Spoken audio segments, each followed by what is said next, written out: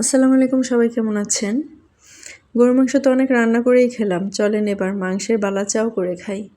প্রথমে 250 গ্রাম মাংস নিয়ে এখানে এভাবে টুকরো করে নিয়েছি। আমি এখানে ফ্রেশ মাংস নিয়েছি, কোনো চর্বি নেইনি। এর সাথে 1 চা চামচ গরম মশলা ফাঁকি, 1 চা চামচ আদা পেস্ট, 1 চা চামচ রসুন পেস্ট, 1 চা চামচ লবণ, 1 চা চামচ জিরা ফাঁকি, আধা চা চামচ ধনিয়া ফাঁকি, 1 চা চামচ লাল মরিচের ফাঁকি দিয়ে মাংসটা আধা ঘন্টা ম্যারিনেট করে নিব। এদিকে একটি কড়াইতে সয়াবিন তেল বসিয়ে দিয়েছি, এতে কিছুটা রসুন কুচি করে বেরেস্তা করে নিচ্ছি। দেখেন কি সুন্দর কালার আসছে। এবার এটা নামিয়ে নিব। এবার পেঁয়াজ বেরেস্তা করে নিব। আমি এখানে পেঁয়াজ অনেকগুলো দিয়েছি, কারণ আমি এখান থেকে অর্ধেকটা পেঁয়াজ বালাচায় ব্যবহার করব, বাকি অর্ধেকটা আমি রেখে দিব অন্য কাজের জন্য। এবার একই তেলে মাংসগুলো অল্প আঁচে ভেজে নিব।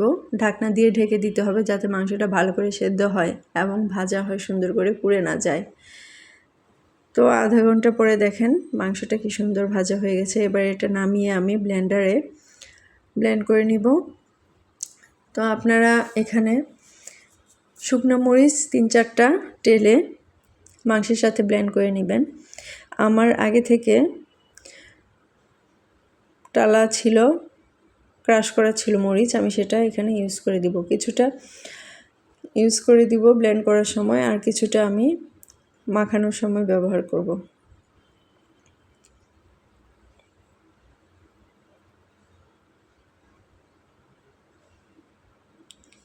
দেখেন কত সুন্দর দেখাচ্ছে। এবার সবগুলো উপকরণ পেঁয়াজ এবং রসুনের বেরেস্তা একসাথে মিশিয়ে এবং মরিচের ফাঁকি মিশিয়ে এটা আপনারা ভাত দিয়ে খেতে পারবেন। আবার চাইলে খাওয়ার সময় একটু পেঁয়াজ কুচি, ধনেপাতা কুচি, কাঁচামরিচ কুচি এবং সামান্য সরষের তেল এবং লেবুর রস মাখিয়ে নিয়ে পরিবেশন করতে পারেন, আরও বেশি টেস্ট হবে। তো ভিডিওটি দেখার জন্য সবাইকে অসংখ্য ধন্যবাদ।